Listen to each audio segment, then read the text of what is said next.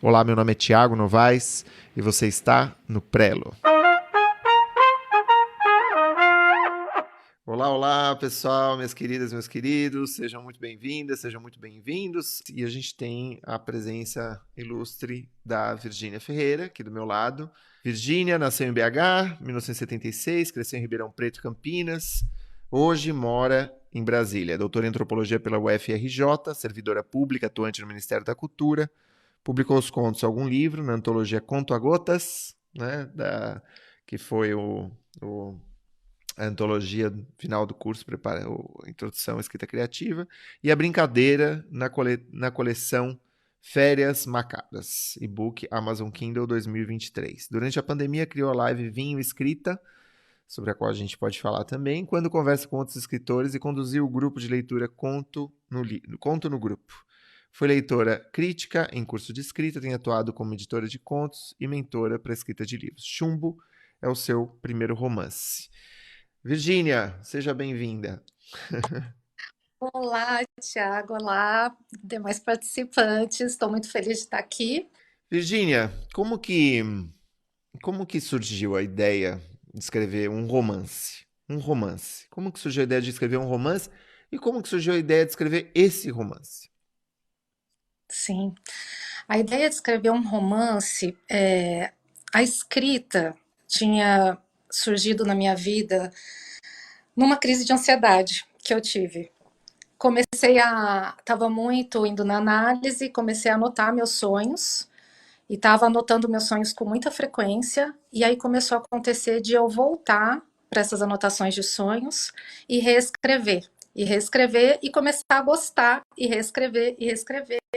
E comecei a olhar para aquilo e achar que ficou legal. E mais do que isso, a escrita começou a me fazer um bem danado. Assim, comecei a me sentir muito bem escrevendo. Fiz um blog que chamava Virginia Fez Blog, em que eu publicava esses textos que tinham um cunho muito pessoal ainda, e etc. Mas surgiu essa pergunta dentro de mim: será que eu posso ser uma escritora? Será que eu sou uma escritora? E aí o romance, a ideia de escrever um romance veio como um desafio que eu coloquei para mim mesma. Vamos ver se essa parada é para mim mesmo. Então eu vou escrever um livro e vou fazer o melhor que eu puder. Então teve, eu acho que essa conotação de um desafio que eu coloquei para mim mesma. E um prazer, claro, muito grande que eu vinha tendo com a escrita. Então, a escrita do romance surge de uma da escrita dos sonhos, de uma escrita terapêutica, de uma escrita mais pessoal que você foi compartilhando aos poucos. Sim. E aí surgiu a ideia do romance como desafio. E como que surgiu a ideia desse romance? Então, como eu tinha muitas anotações de sonhos. Aí você vê, o Chumbo, ele tem várias, embora ele seja um romance curto, eu vejo ele com várias facetas. Uma delas é essa parte meio onírica e introspectiva da personagem principal. Eu acho que essa parte foi meio que inspirada nessa questão que eu já tinha dos sonhos e de algumas coisas que eu já tinha até escrito, né? A outra parte veio de uma questão mais pessoal, que foi essa questão. Eu sempre tive, assim, meu pai, não sei se vocês sabem, foi preso e torturado na ditadura militar brasileira. E eu sempre achei que a gente, como sociedade, falou pouco desse homem que foi preso, torturado e que saiu vivo da prisão e constituiu família e continuou sua vida. Claro que a gente teve momentos felizes com a Comissão da Verdade, em que a gente falou mais dos desaparecidos políticos. E eu tinha essa pergunta dentro de mim, que eu até comentei com você, Thiago, em outra ocasião, que às vezes eu até pensei em fazer uma pesquisa sobre isso, uma investigação científica sobre quem é essa pessoa, né? Porque eu tinha um palpite ou uma hipótese de que a experiência da tortura e da prisão não se encerram na experiência da pessoa que foi presa e que isso continua rolando de alguma forma na vida familiar, nas pessoas que estão em volta e de alguma forma na nossa sociedade. Mas é como se houvesse um silêncio sobre isso, como se as pessoas não falassem sobre isso. E eu sempre senti que tinha algo aí a ser dito. Então eu tinha isso dentro de mim, né? Então eu tinha essa parte onírica, eu tinha isso dentro de mim. Uhum. E quando eu comecei a escrever o livro, aí porque o chumbo saiu como saiu, né? Eu Posso estava. te fazer uma pergunta que tem a ver com essa. O seu. Você fica à vontade para responder, tá, Virgínia? Seu pai falava sobre isso? Ele contava? Muito pouco, muito pouco. Segundo ele falava para, ele me falou mais recentemente que esperava a gente ter essa curiosidade e a gente perguntar. Ou seja, ele não se opunha a falar sobre isso. Mas isso não surgia com muita facilidade. Assim, ele nunca se colocou como ex-preso político, né? Como uma identidade, né? Uhum. E eu acho que essa construção identitária que é política, ela não existe para o caso das pessoas que foram presas na ditadura militar, como talvez exista em outros países. Uhum. Não tem autoridade para falar se existe ou não, né? Mas no Brasil isso não foi construído como uma identidade e isso na minha casa, no privado, realmente. Mas assim, o que eu sinto cá entre nós, do meu pai, assim, é que ele não fica pontuando isso, mas se alguém dá uma brecha para ele falar, ele fala, é como se o assunto estivesse aqui para sair, né? Mas eu acho que o silêncio sempre foi maior que a fala sobre isso. E você em algum momento teve uma conversa com ele mais prolongada? Conheceu os detalhes e tal? Sim, quando eu resolvi escrever, investigar essa questão, porque assim, tinha acontecido um fenômeno comigo que eu não sabia se era uma questão de uma resistência. Meu pai me falava, eu fui preso por 2 anos. Daqui a pouco eu esquecia. Por quanto tempo meu pai foi preso? Ele me contava e eu Nossa. esquecia. É. E aí eu falei, eu tenho que entrevistar meu pai, eu tenho que gravar. E aí, antes da ideia do chumbo, eu tinha sentado com meu pai e gravado algumas entrevistas. Mas Uhum. parou, a ideia morreu, aquilo ficou comigo. Foram umas 3 conversas gravadas. E aí, quando veio a ideia de escrever o chumbo, outra coisa que eu sempre falo, né, é que eu optei por fazer uma investigação mais subjetiva, né? Então, assim, eu já fiz mestrado, doutorado, mestrado em sociologia, sempre estudei história e a questão da ditadura apareceu, mas eu nunca me especializei nisso. Uhum. E quando eu resolvi escrever o livro sobre isso, e eu tocar nesse, eu falei, caraca, agora eu tenho que dominar essa questão da ditadura militar. Aí eu falei, não, calma, Virgínia, respira. Você não precisa, isso não é uma tese. Você não vai Perfeito. escrever uma tese. E aí eu falei, cara, eu tenho que conversar com meu pai e fazer a investigação mais subjetiva. Então, meu pai concedeu para mim, né, várias entrevistas, todas eu gravei, porque eu tinha medo de esquecer. E eu voltava nelas. Então foi assim o único material que eu tive, que eu produzi assim de uma investigação para o livro. Se não me Uhum. engano, foram essas entrevistas. Uhum. Uhum. Mas o seu livro, ele é sobre isso, mas não é a história, né, que você conta. A história que você conta é outra, né? Eu, Dessa pesquisa biográfica, as pessoas sempre têm essa pergunta. Se não te fizeram ainda, já devem ter feito, vão fazer muitas vezes. É o componente biográfico desse livro. E eu acho que é isso. Seu livro é muito diferente desse componente biográfico, embora ele se nutra desse componente biográfico, né? É, e a forja, assim, o artifício, a criação. Como que disso e de onde você e para onde você partiu, né? Tirando isso como material. uhum. Então, eu acho assim, eu nunca tive uma preocupação, por isso também eu acho, eu não quis ler muito sobre a ditadura, para me deixar o mais relaxada possível. Isso também foi uma Uhum, estratégia para que a criação pudesse fluir um pouco mais naturalmente. Então, desde o começo, eu não me coloquei esse compromisso, sabe, muito forte com o dado, com e agora é engraçado, porque se você essa parte biográfica do meu pai que você menciona, mas tem uma parte que eu não sei se eu posso chamar de biográfica, que é a da Ana, a da personagem principal. Que não que ela é muito inspirada também em coisas que eu conheço de alguma forma, né? Não que seja eu, assim, então eu sempre me senti, acho que a criação, Tiago, veio, na verdade, nessa interlocução e nessa como é que quando as coisas se permeiam de temas que são muito díspares. Então, Uhum, assim, conseguir, eu acho que trazer uma personagem muito introspectiva, em crise, que está isolada e que é muito onírica, ela sonha muito, né? Então o livro ele tem esse silêncio da personagem, tem a questão do namorado, de um namoro que ela tenta reatar, uhum, e ela começa a ficar meio. Esse namorado vai atrás dela em Nova York, e ela começa a ficar meio desconfiada dele, das atitudes dele, e essa coisa da ditadura militar. Então, são três coisas que, a princípio, não conversariam, eu acho, com muita facilidade. E eu acho que uhum. a criação veio mais em juntar essas coisas todas numa só. Sabe? Eu acho que eu não me detive, não me restringi a nenhuma delas, e eu acho que o livro pôde se soltar, eu diria isso, assim, nessa intermediação. E durante a escrita, assim, deixei fluir mesmo, não fiquei tão preocupada, fechei a porta, sabe, para Uhum. escrever.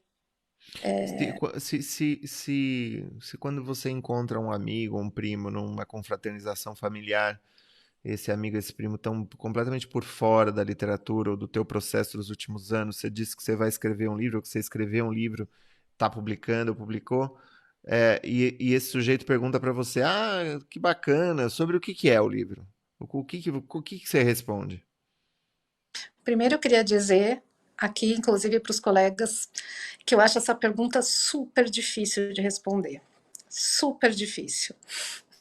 Hoje, eu respondo que, olha só que curioso, eu respondo que é um romance psicológico, que Legal. aí a pessoa já tem, né, essa ideia de um romance que é mais vertical. Até aprendi isso Uhum, com você, que é mais vertical e menos horizontal. Ele não tem assim, não é um romance policial que acontece um monte de coisa, papapá.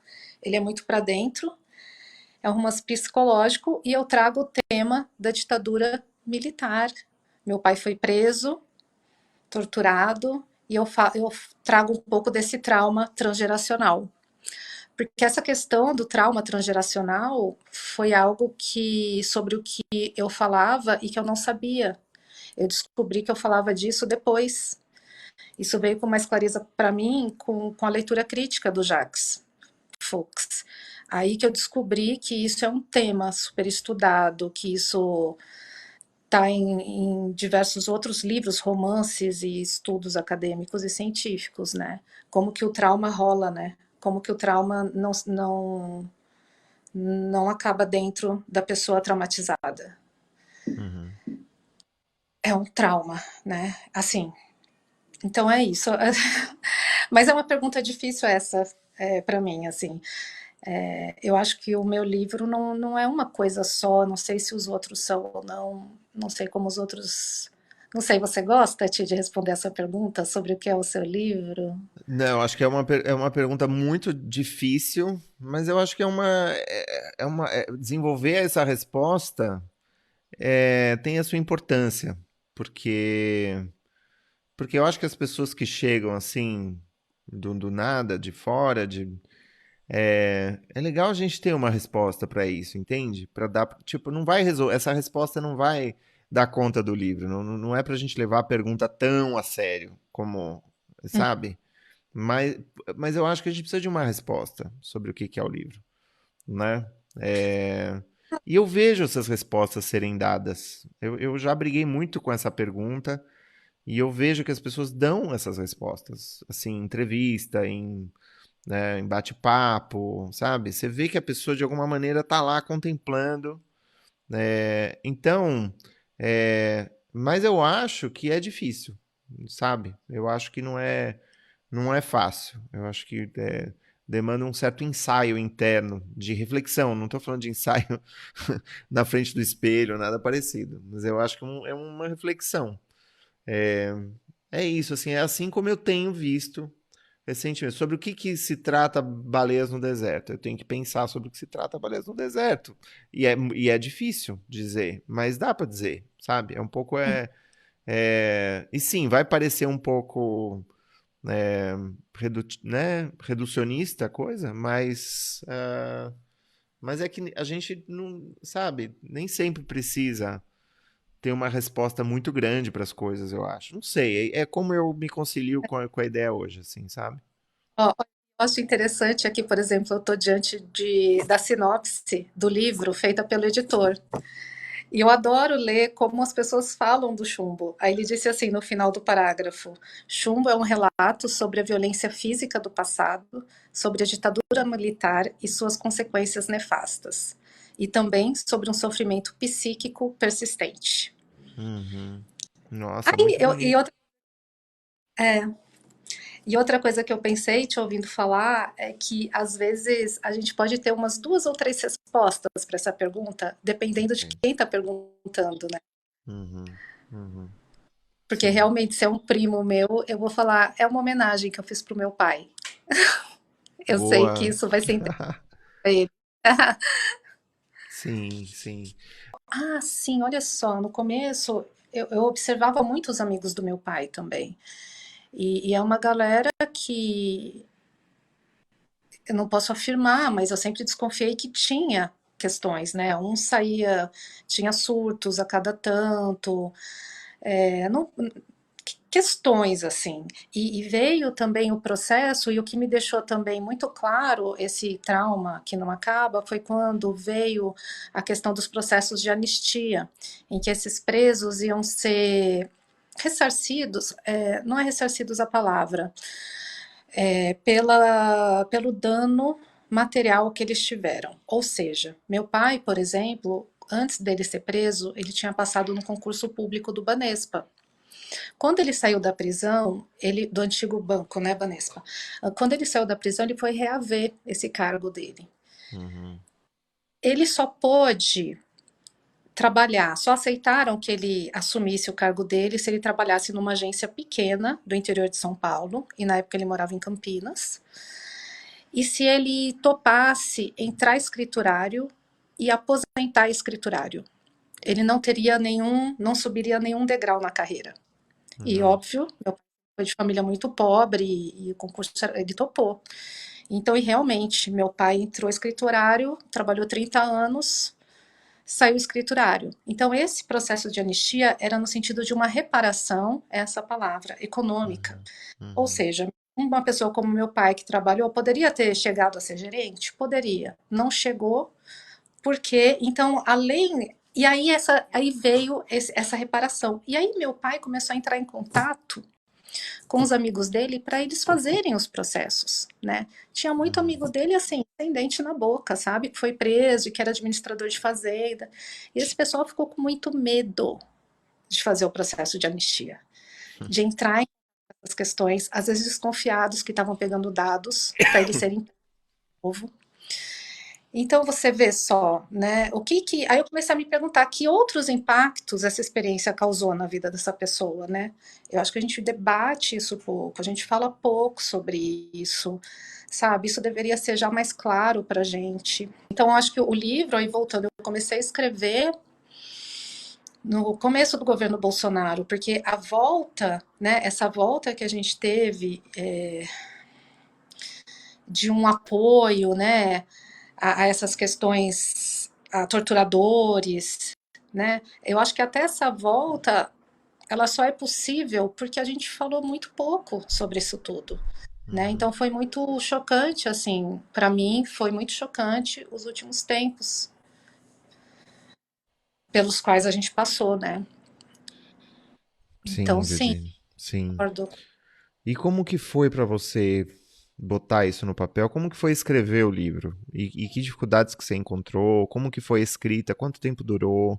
Você podia falar um pouco sobre o processo de escrita? Sim, eu tendo a pensar que cada escritor tem a sua pegada, né? Tem alguns que já são mais prolixos, Para mim, o primeiro texto ele sai sempre curto e um pouco medroso, né? Eu não me esqueço, não coloque com o Thiago, que ele falou que parece que eu estava assim me afogando com água por aqui, que eu queria dizer alguma coisa e que eu não falava, né? E então sempre veio assim meio curto, até no início eu tinha parágrafos que eram de 4 linhas cada um, e eu criei uma coisa meio obsessiva com essas 4 linhas.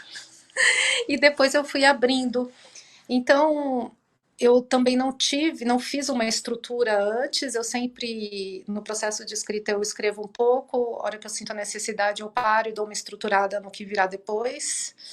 Mas o que eu sabia do livro, isso aí eu gosto de compartilhar com as outras pessoas que estão escrevendo, é que é como se eu sentisse uma energia do livro, não uma coisa mística, mas uma vibração, um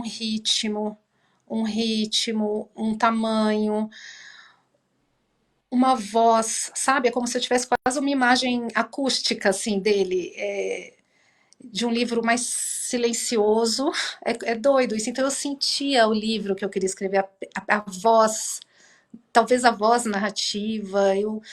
Então eu tinha pouco de uma estrutura, de um projeto, e tinha muito dessa sensação do livro. A sensação que eu queria deixar com o livro, a sensação que eu queria que o livro tivesse.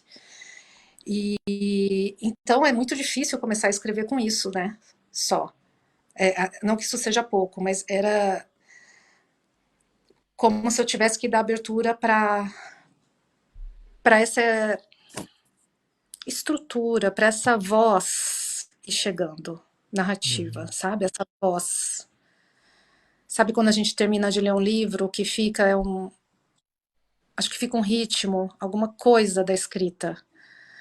E então foi isso. Então escrever foi aos poucos. Eu demorei, acho que o mesmo tempo que eu passei escrevendo o livro, eu passei revisando depois. Uhum. Uma das surpresas que tive no processo de escrita é como eu sempre também, já no processo da primeira escrita, eu escrevo e releio, estou sempre voltando e editando e revendo, só que ainda assim, mesmo depois do livro concluído, eu não imaginei que a fase de revisão ainda fosse ser tão longa. Uhum. Que aí eu dei para voltei, e aí o leitor crítico e voltou, então eu quase tenho o livro decorado. Deixa eu te perguntar, recuar um pouquinho. Antes da revisão, né? Eu tô perguntando da primeira versão. Você falou dessa voz, dessa ressonância que o livro tinha em você, e você falou, não, mas só com a ressonância. É muito louco pensar que só com a ressonância o livro pode ter sido construído. Mas da ressonância surgiu uma história que você senta, que você lê, né? A personagem se desloca, ela entra em confronto, ela recebe visitas, ela vai, ela volta, e a gente vai acompanhando o percurso da Ana, né? Que é a protagonista da história. Como que surgiu essa história? Como que surgiu esse. Como que o enredo foi sendo. Foi surgindo para você? Foi aparecendo para você desta voz? Ai, nossa, é super complexo, porque eu estava morando em Nova York, e aí outro elemento que o livro tem, baseada num vídeo do Thiago, ele falou do esforço da descrição. Eu estava em Nova York pela primeira vez e eu queria captar um pouco daquilo e eu tinha a coisa da escrita de já estar gostando de escrever. Então, o tempinho que eu tinha para mim em Nova York, eu ia para um café, ficava descrevendo a neve no chão, tudo que era novidade para mim, o vidro do café. Então, eu tinha essas descrições. E a primeira coisa que apareceu para mim foi a Ana, foi a personagem principal. Porque eu começava a descrever, a Ana começava a aparecer. E a hora que vinha a personagem, eu parava. Eu falava, não, pera. Então veio a Ana. Então é como se eu tivesse ela, né? E a introspecção dela. Mas ainda assim, tia, ainda assim é uma névoa, né? Ainda assim, a personagem veio forte, eu acho, no começo. Então acho que eu comecei com a personagem. Tinha essa sensação sobre o livro. E aí pensei, a primeira história que veio foi a da Ana e do Henrique. Olha que engraçado, foi a da Ana e do Henrique. É um namorado que, então, era uma mulher de uns 36 anos, sozinha em Nova York, fugindo do mundo, muito introspectiva, uma jornalista. E o ex-namorado dela, olha só, aparece querendo Nova York atrás dela. Nem parece um livro que vai falar de ditadura, né? Uhum. Aí já estava acontecendo no do Brasil a eleição. E aí eu falei, aí um dia me bateu, eu falei, como eu já tinha entrevista com meu pai, eu falei, cara, eu tenho que falar alguma coisa sobre isso. Eu tenho que trazer isso para o livro. Como eu vou juntar essas coisas, eu não sei. Então eu tinha a sensação, veio primeiro a Ana, veio segundo o Henrique e veio em terceiro, se eu for colocar numa lógica. Então até no meu primeiro colóquio, uma das críticas que você fez ao meu texto foi que eu começava com uma descrição. Uhum. Então veio muito assim descritivo, embora eu não faça muitas, mas ele veio nessa pegada descritiva, nessa pegada da Ana observando e da Ana se colocando ali. Depois eu mudei tudo, né? Teve muita mudança. Mas Uhum. tinha essa pegada, assim, e manteve essa pegada, mas eu tirei a descrição do começo. Fazer uma parte, tá, Virgínia? Uhum. É, Ó, porque eu acho que a gente se conheceu pessoalmente para valer no teu período de revisão do livro. Eu tô enganado ou não? Foi mais ou menos no período de revisão do livro. Ou seja, a gente se conheceu ao vivo na revisão do teu livro, não foi?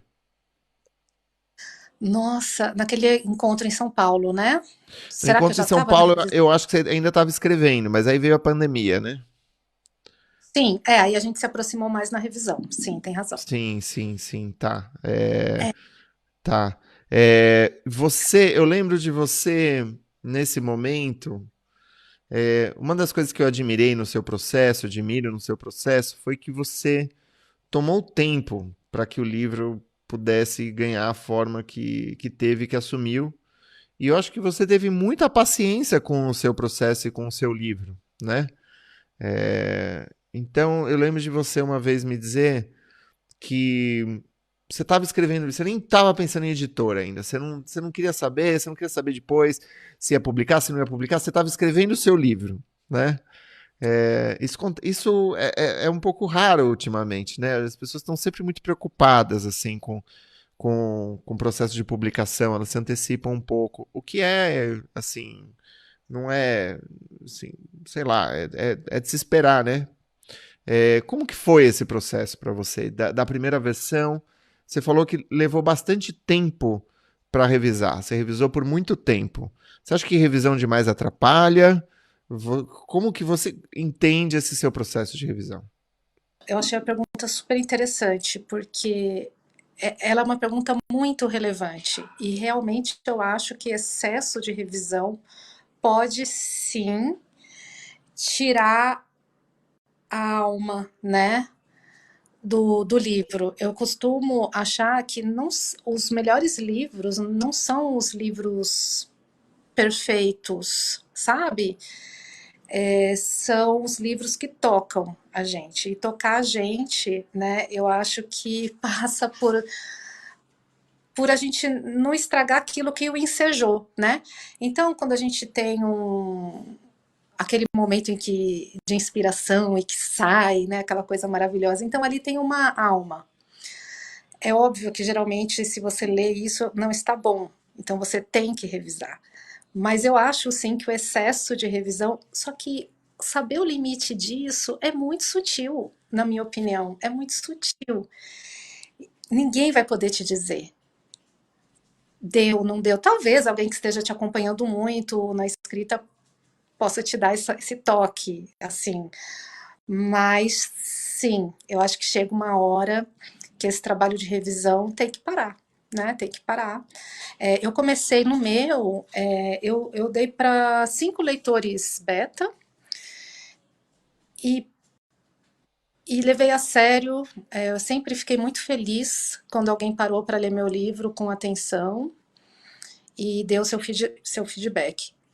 Desses todos eu revisei, voltei para o livro em cada uma dessas leituras. Teve algumas, uma delas foi bastante difícil para mim, pegou em pontos. Eu geralmente lido muito bem com críticas e com leituras de outras pessoas. Nunca foi sofrido para mim dar meu livro para alguém ler. Tem algumas pessoas que têm mais tabu com isso, mas teve uma leitura que para mim me pegou assim de jeito, e aí eu tive que digerir, tive que repensar algumas questões, tive que enfrentar outras. Então tudo isso tem um tempo. E, gente, escrevi e também fiz tudo isso trabalhando, cuidando de filho pequeno, né? Normal, como todo mundo aqui, muito ocupado, né? Então tudo isso teve um tempo. E eu sempre tive mesmo, Thiago, eu não sei por quê. Sabe, porque eu acho, eu sempre fui muito agoniada com as minhas coisas, assim, quando eu resolvi fazer mestrado, doutorado, passar em concurso público. Nossa, eu sofria porque eu tinha que passar. Agora, a coisa da escrita do livro nunca me angustiou, me agoniou nesse sentido. Engraçado. Eu acho que porque eu coloquei a escrita em outro lugar. Uhum. Como eu não estava precisando acabar meu livro para ganhar dinheiro, como eu não estava precisando, sabe? É como se estivesse num lugar mais precioso, num lugar diferente desse,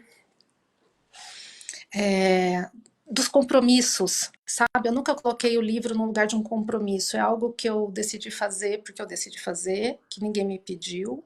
Se eu chegasse até o fim, tudo bem. Se eu não chegasse até o fim, tudo bem, né? Como foi um desafio, acho que foi uma coisa muito de mim para mim mesmo. Por isso que eu acho que eu demorei até para pensar em outras coisas. Eu queria realmente primeiro acabar o livro, mas sempre quis publicar. Até hoje quero que o livro bombe, quero que todo mundo leia, né? Quero. Sempre quis, nunca quis colocar na gaveta. Mas acho que eu tive, sim, muita paciência de fazer uma fase depois da outra. Todas foram muito, muito. Gostei de viver todas. Mudou minha vida, escrever o livro, mudou minha vida, mudou minhas relações, meus vínculos de amizade, mudou até meu estar, né, no governo federal, fui agora para o Ministério da Cultura. Tudo Uhum. isso veio em função da escrita. Eu não imaginava que fosse acontecer isso tudo. Eu estar aqui agora conversando com vocês, imagina. Eu não imaginava isso lá no começo, né? E para mim, por isso que eu falo, fico felicíssima. Vejo o livro, acho lindíssimo. Agora é isso. Agora também, gente, a revisão é importante, né? A gente não pode nunca se opor a isso. Eu acho que, voltando na pergunta, entre revisar demais ou de menos, ainda acho que revisar demais é muito melhor. Quanto tempo que você levou para concluir, da primeira até a última versão do livro? E em segundo lugar, você prefere. Deixa eu reformular essa pergunta. Você acha que a leitura de terceiros foi essencial para o livro como ele está hoje? Foi importante. Porque, primeiro, é um termômetro, né? Você termina de escrever seu livro e você não sabe o que ele provoca, o que ele pode provocar nas outras pessoas. Então, quaisquer que sejam essas leituras, quer a gente concorde ou não com elas, porque a gente tem esse espaço também, né? De concordar ou não concordar. Não deixa de ser um termômetro do que seu livro pode provocar, do tipo de análise, né, do tipo de leitura, o que a pessoa tem, e as pessoas fazem leituras diferentes. É engraçado isso.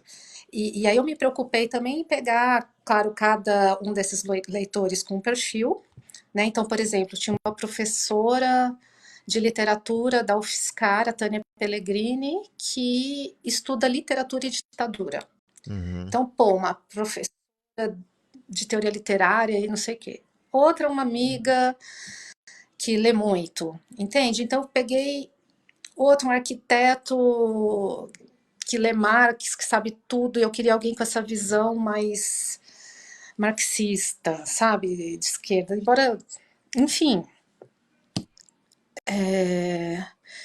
Então, foi essencial dar para esses colegas. Eu não sei, eu acho que o livro já era o que ele é, Uhum. mas, Uhum. claro, o Tiago, a leitura do Tiago foi fundamental. Me falou, mudei o final, entende? Mas mudar o final, o livro já era o que ele era, entende? Nessa coisa que eu falei da pegada, do Uhum. ritmo, do...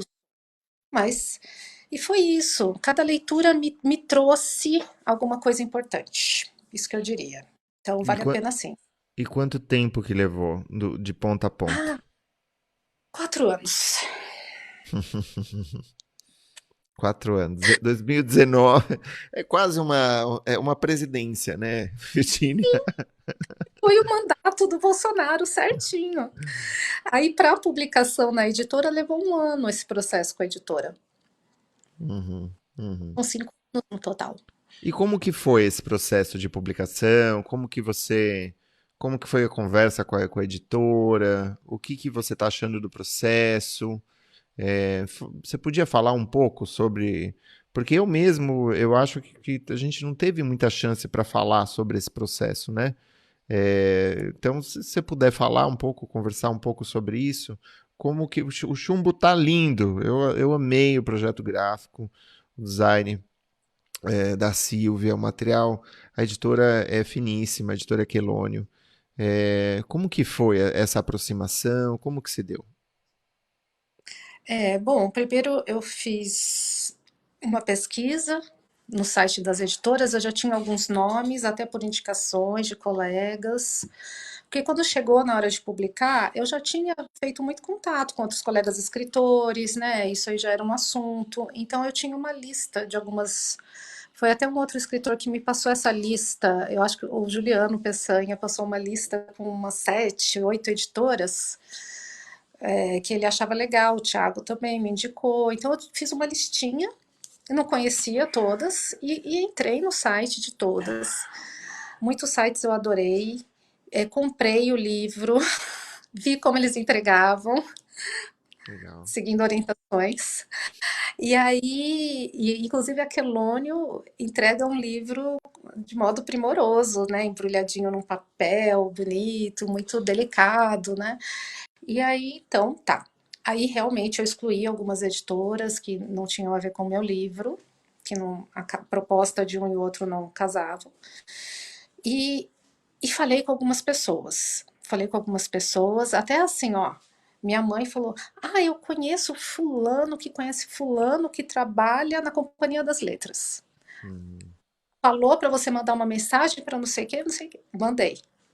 Então, eu aí comecei a entrar em contato com as editoras, mandei mensagem, como uma pessoa comum qualquer, como uma pessoa qualquer, né?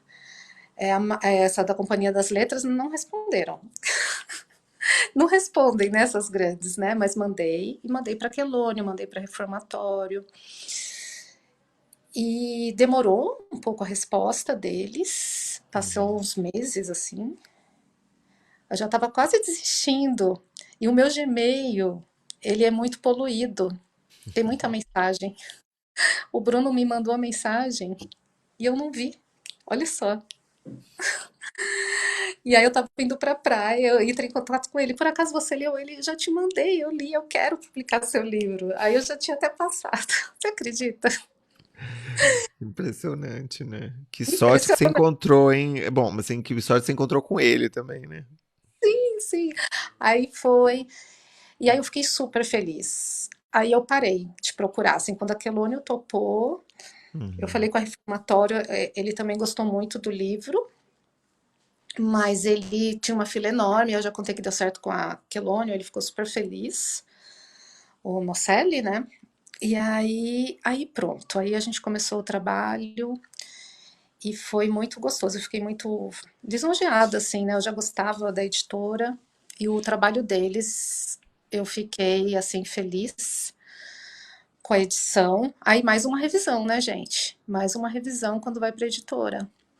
Passa por mais uma revisão de português e mais uma revisão de edição, né, junto ao mesmo tempo, assim. E todas as sugestões deles foram poucas, foram muito pontuais e muito. Eu aceitei quase todas, porque assim eles entenderam o livro. Isso é outra coisa também, né? Eu senti que a editora entendeu o livro, e aí fomos para a parte gráfica com a Silvia, que também leu o livro e entendeu o livro e fez uma Uhum. proposta maravilhosa. E justamente vem disso que a gente falou. Ela falou: Virgínia, eu acho que o seu livro A parte da ditadura já está contemplada no nome, Chumbo. Mas o seu livro também tem uma pegada feminina, uma pegada onírica, delicada. Então, acho que isso tem que ir para o desenho da capa. Né? O chumbo, vamos deixar só no título. Então, ela fez essa capa assim. Então, fiquei muito feliz, assim. Estou muito feliz com o trabalho deles. Que beleza. Não, eu achei muito bonito esse destaque que você deu da fala da Silvia, de que o design ele ressalta alguns aspectos da história que às vezes o título não ressalta, né? Eu acho muito, muito interessante. E ele não contradiz o título, né? O chumbo tá lá na capa também, né? Muito bacana, muito legal essa reflexão, muito legal. Como que você planeja divulgar o livro? Você contratou alguém para fazer nas redes sociais? Vai cuidar você mesma disso?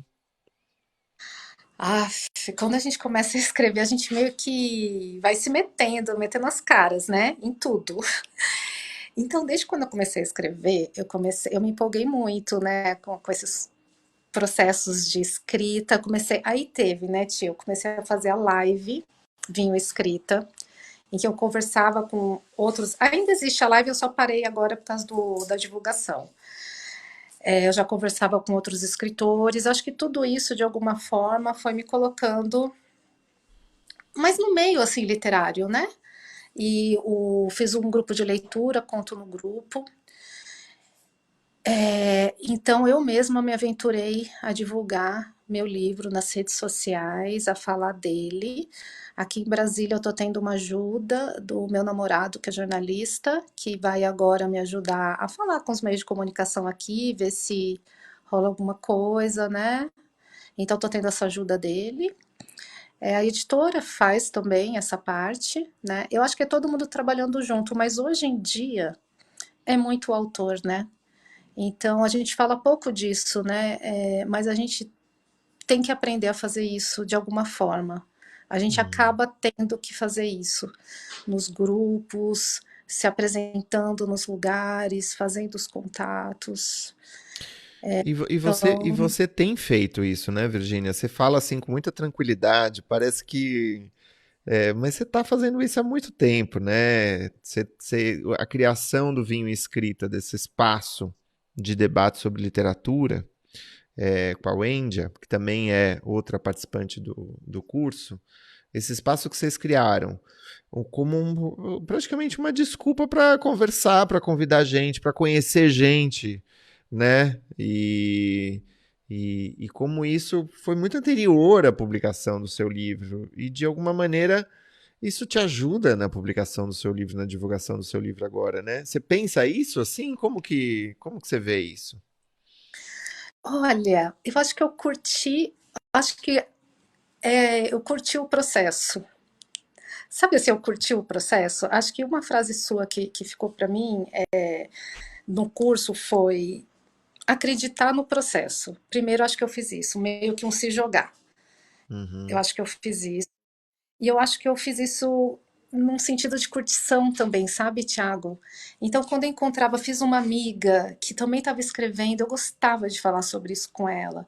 Aí veio a pandemia, eu e a Wendy, vamos nos encontrar uma vez por semana para falar dos nossos romances? Vamos.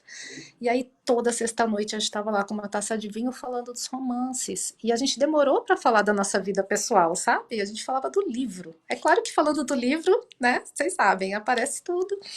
E, bom, claro, a gente ficou amigas e veio a live. Então, acho que eu curti e me entreguei para o processo. O grupo de leitura também veio quando eu quis, eu estava lendo pouco, e até perguntei na internet indicação de grupos de leitura. E aí o que eu senti? Eu senti que os grupos de leitura tinham como que uma ementa, um negócio muito já direcionado. E eu queria só assim um grupo que a gente lesse, e aí fiz o meu próprio. Então foi tudo indo meio assim, sabe?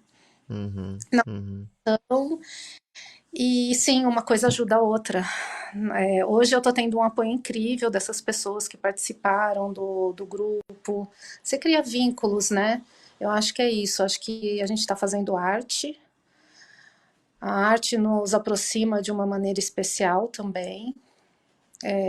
Eu acredito muito nisso, sabe?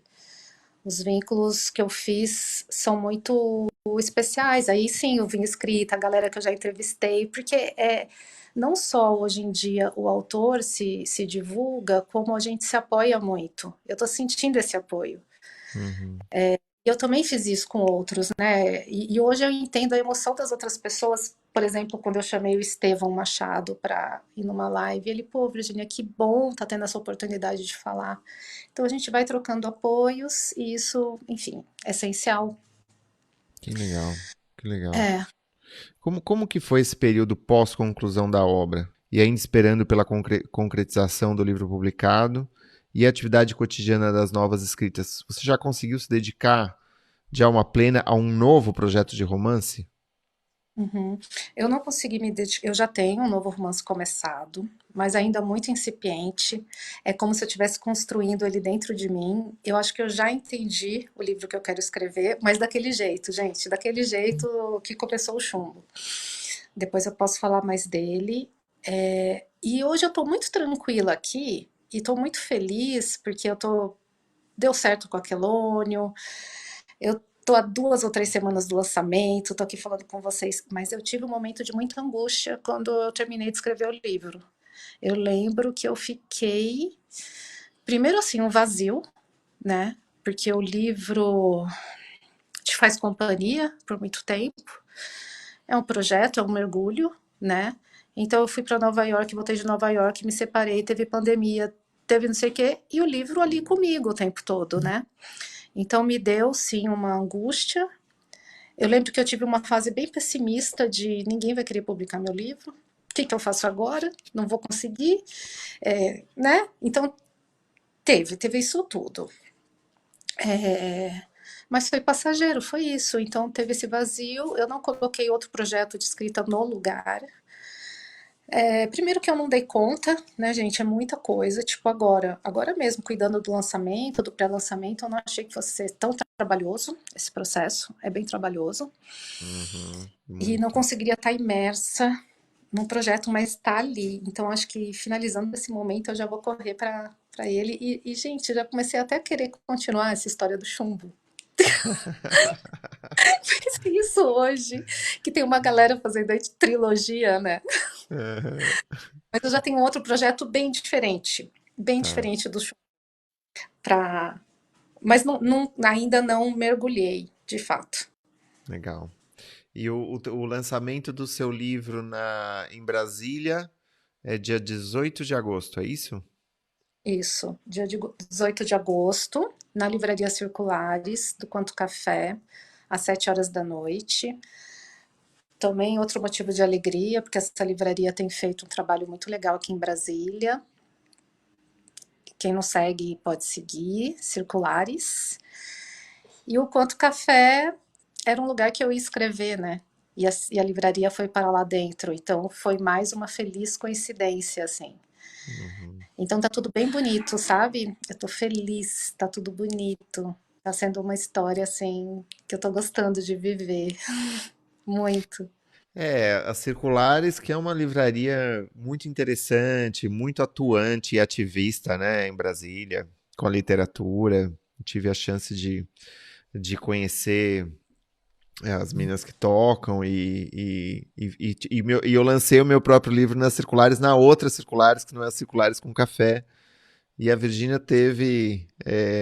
Eu tive a alegria de ter a Virgínia batendo um papo comigo no meu lançamento, né?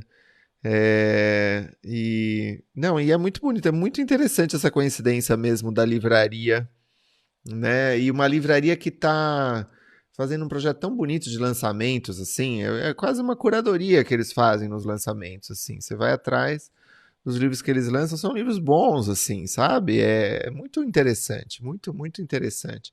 E aí a livraria se muda para o café onde você escrevia o seu livro, gente. Eu Incrível, né? queria, eu queria publicar no café, por causa do vínculo, né? Aí eu achei meio chefe. Falei, ah, não, café não tem a ver, vou numa livraria, né? Aí, na hora que eu vi, tava junto.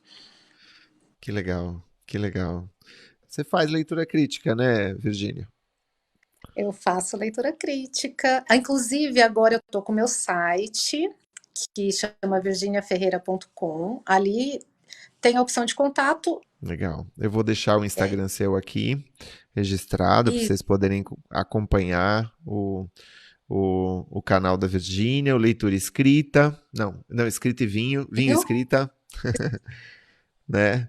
E como que você faz para conciliar seu trabalho no Ministério da Cultura e a sua escrita? São conciliáveis?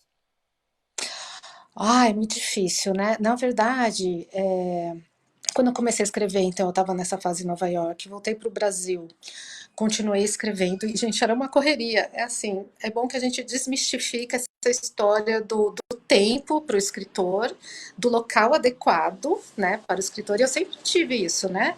Para escrever eu tenho que ter um silêncio. Era na. Então eu tive várias fases. Eu fazia como dava. Teve uma fase que eu deixava meus filhos na escola, ia para um café, ficava uma hora e corria para o trabalho.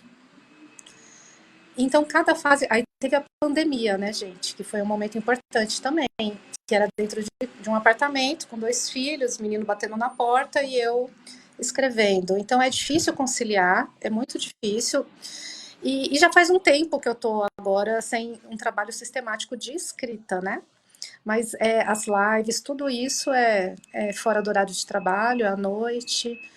Às vezes eu tenho que tirar algumas coisas da agenda. Eu gosto de estudar psicanálise e parei nos últimos tempos. Então a gente tem sim que fazer algumas escolhas e nas brechas. E quando dá, eu sempre fui analisando minha rotina e vendo como que eu podia inserir. Mas a rotina, a vida é dinâmica, né? Muda a todo momento. E então foi sempre assim, à noite, ou às vezes acordando mais cedo, depende da fase. Mas E, fácil não é. é, e você se apresenta como escritora hoje? Sim, hoje sim. É isso, a gente primeiro se autoriza, né, como escritora, começa a escrever. É um processo, mas me autorizei e hoje até falo que sou sim escritora. Muito bom, muito bom. Virgínia, vamos torcer, né? Vamos fazer esse lançamento em São Paulo também, né?